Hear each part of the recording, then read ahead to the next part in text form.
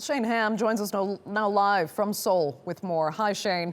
So with Samsung, while they deny wrongdoing, Jay Lee has added to the list of company apologies for what's happened. How do you reconcile that? What are they actually apologizing for if they've done nothing wrong?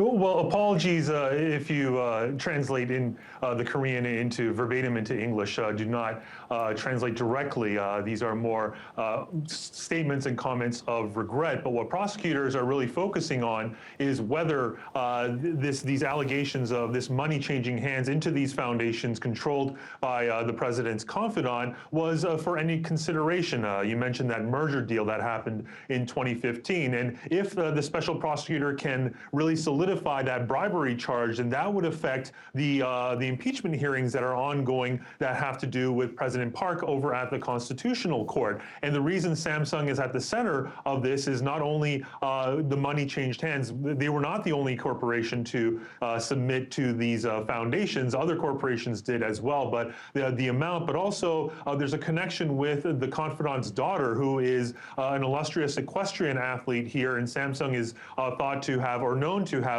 funded the Equestrian Federation here in the country as well.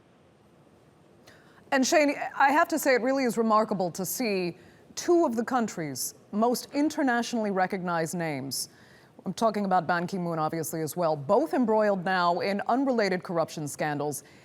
Is it an ominous time for South Koreans?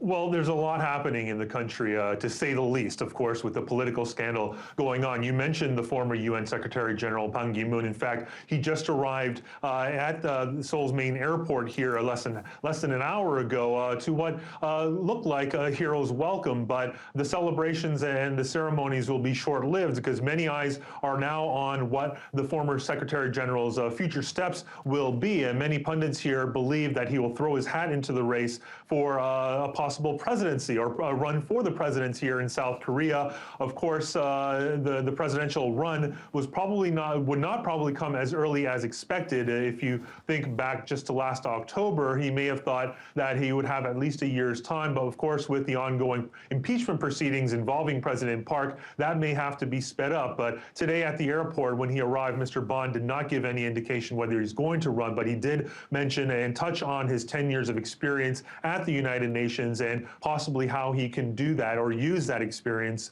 to help unify really a divided nation right now. Okay, Shane Hahm, we'll leave it there. Thanks so much for joining us with that live from Seoul.